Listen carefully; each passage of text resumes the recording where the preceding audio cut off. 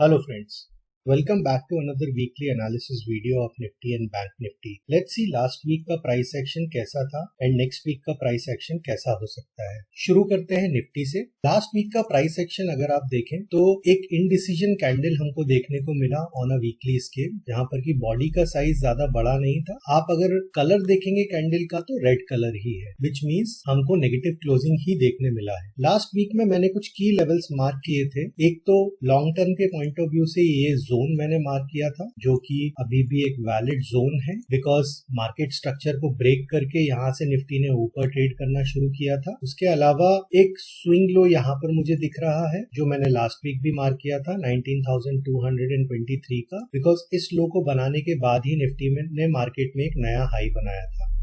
तो टेक्निकली अगर मैं बात करूं तो वीकली चार्ट के ऊपर अभी भी हम उस रैली का एक पुल बैक ही देख रहे हैं. चलिए डेली चार्ट पर चलकर देख. डेली चार्ट पर अगर मैं बात करूं तो लास्ट वीक का प्राइस एक्शन अगर आप देखेंगे मंडे से लेके फ्राइडे तक का, जैसा वीकली चार्ट पर भी हमें एक इंडिसीजन कैंडल मिला, डेली चार्ट पर हमें थोड़ा वोलेटिलिटी ज्यादा देखने मिल रहा है.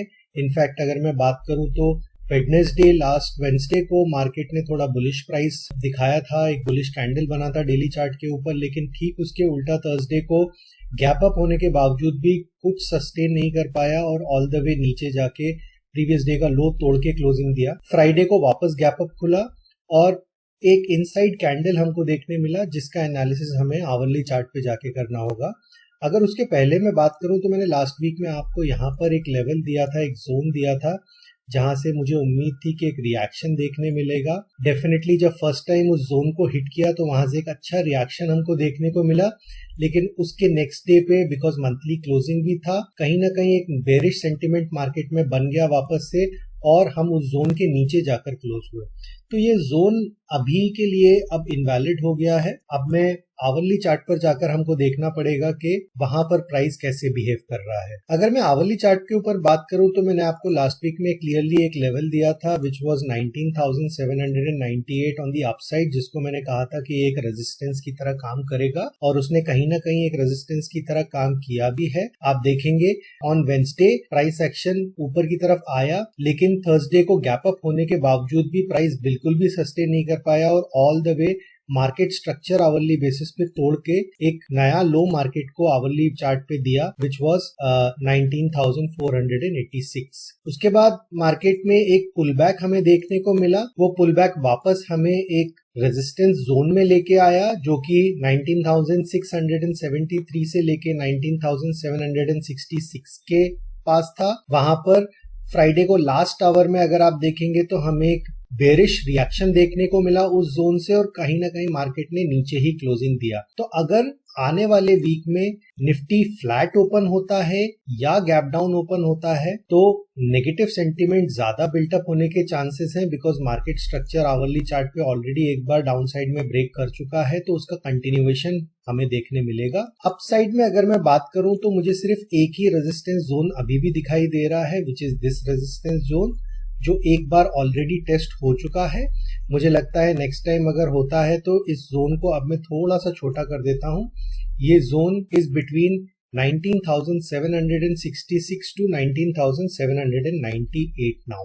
आई think the understanding is very simple. अगर फ्लैट ओपन होता है तो नेगेटिव प्राइस एक्शन होगा, अगर गैप डाउन ओपन होता है तो भी नेगेटिव प्राइस एक्शन ही देखने मिलेगा.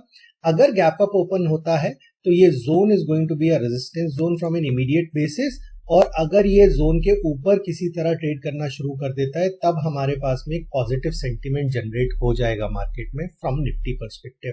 लेवल्स आपकी स्क्रीन पर है. First level definitely down side में फ्लैट ओपनिंग के बाद हमको 19,492 दिखेगा अचीव होता हुआ. उसके बाद अगर ये लेवल कन्विंसिंगली आवरली चार्ट पे ब्रेकडाउन होता है तो डेफिनेटली जो डेली चार्ट का स्विंग लो है 19,223 का, हम उसको टेस्ट करने के लिए आगे जाएंगे. चलिए बैंक निफ्टी पर चलते हैं और देखते हैं वहां क्या हो रहा है. लास्ट वीक का अगर मैं प्राइस एक्शन देखूं बैंक निफ्टी में भी सेम सिचुएशन है. एक बहुत ही इनडिसाइसिव कैंडल बना है जिसको कि हम डायरेक्शनली कोई स्ट्रेंथ नहीं पता कर सकते. यहाँ पर आप अगर देखेंगे तो एक स्विंग लो ये है, लेकिन ये स्विंग लो ने कन्विंसिंगली मार्केट में एक नया हाई नहीं दिया है, तो मैं इस स्विंग लो से ज्यादा इसके प्रीवियस स्विंग लो को वैल्यू दूंगा जो कि है 43,345 का। और उसी के साथ साथ मैंने लास्ट वीक में भी यहाँ पर एक जोन ड्रॉ किया था, इसी को पकड़ के। जोन है ये जिसको बैंक निफ्टी ने लास्ट वीक में टेस्ट नहीं किया है। उसके अलावा मुझे बैंक निफ्टी में और कोई लेवल वीकली चार्ट पर नहीं दिख रहा, स्पेशली एक ये ऑल टाइम हाई जो मुझे यहाँ पर दिख रहा है। तो आप देख सकते हैं कि बैंक निफ्टी अभी मोर ऑफ साइडवेज फैशन में मूव कर रहा है पिछले कई हफ्तों से। डेली चार्ट पे अगर हम बात करें तो डेली चार्ट पर आपको क्लियरली दिख रहा है कि बहुत ही टाइट प्राइस एक्शन रहा है बैंक निफ्टी में right from Monday till Friday. और ये मूवमेंट जो था ये टोटल 754 पॉइंट्स का मूवमेंट था यहाँ पर। बिकॉज अभी तक ये जोन टेस्ट नहीं किया है बैंक निफ्टी ने, तो मुझे लगता है कि एक बार जब जोन में आएगा हो सकता है एक छोटा सा रिएक्शन देखने मिले, बिकॉज ऑलरेडी जोन के पहले ही यहाँ काफी सारा कंसोलिडेशन हो गया है। तो मुझे डाउट ये है कि ये जोन रिस्पेक्ट होगा या नहीं होगा। मुझे लगता है कि ये लो जो है स्विंग लो हमारा 43,345 का, वो टेस्ट होने के चांसेस ज्यादा हैं। अब अगर मैं आवरली चार्ट पर इस कंसोलिडेटेड प्राइस एक्शन को रीड करने की कोशिश करूं तो यहाँ पर आपको क्लियरली पता है कि लास्ट वीक में हमने एक लेवल मार्क किया था विच वाज 44,996, जिसको हमने बोला था कि एज अ इमीडिएट रेजिस्टेंस काम करेगा मार्केट में, जो अभी भी कहीं ना कहीं इंटैक्ट है। हालांकि एक हमें मंडे को पुल बैक देखने मिला उस लेवल के पास तक, लेकिन वहां से वापस रिजेक्शन लेके हमने मार्केट में एक नया लो लगा दिया। लेकिन वेंसडे को जो नया लो लगाया था, जैसे निफ्टी ने थर्सडे को एक नया लो लगाया उस स्ट्रक्चर को तोड़ के, बैंक निफ्टी ने कहीं ना कहीं वो स्ट्रक्चर नहीं तोड़ा। तो ये लो अभी भी इंटैक्ट है विच इज 44,182। तो क्लियरली यहाँ पर bank Nifty more of sideways movement में है, Nifty definitely more of bearish side पे दिख रहा है, बट बैंक निफ्टी फिलहाल मुझे साइडवेज मूव होता हुआ दिख रहा है until unless we convincingly break down below 44,182। और अगर ये लेवल ब्रेक होता है तो हमारे पास में डेफिनेटली दो नए टारगेट्स रहेंगे। पहला टारगेट रहेगा 43,830 का, दूसरा टारगेट रहेगा हमारा 43,600 का। हालांकि ये दोनों टारगेट्स होंगे, यहाँ से कुछ रिएक्शन की उम्मीद मुझे कम है, बिकॉज मुझे लगता है कि जो स्विंग लेवल है 43,345 का, वहां तक डेफिनेटली प्राइस मूव कर सकता है अगर वो कन्विंसिंगली 44,182 को ब्रेक करता है तो। सो अपसाइड में रेजिस्टेंस अभी भी वही है 44,996 ऑन दी अपसाइड।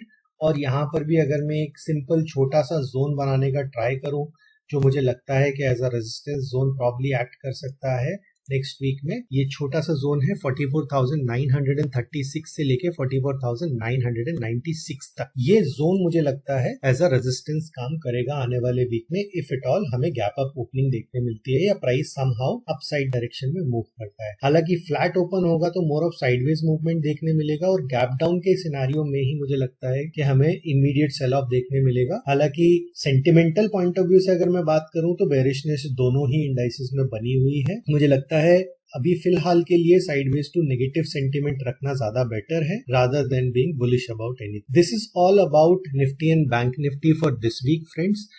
होप आपको मेरे वीडियोस अच्छे लग रहे हैं। अगर अच्छे लग रहे हैं तो please like, subscribe and share कीजिए, प्रमोट कीजिए। आपका सपोर्ट मेरे साथ ऐसे ही बना रहे। आने वाले टाइम में मैं और भी अच्छे आपको वीडियोस लेके आऊंगा। हमने लर्निंग सीरीज ऑलरेडी स्टार्ट कर दी है, जिसका लेसन 1 मैं ऑलरेडी अपलोड कर चुका हूँ। एक दूसरी प्लेलिस्ट है मेरे चैनल पे, आप उसमें जाके उसको देख सकते हैं। नेक्स्ट वीक फिर से मुलाकात होगी, तब तक के लिए जय हिंद।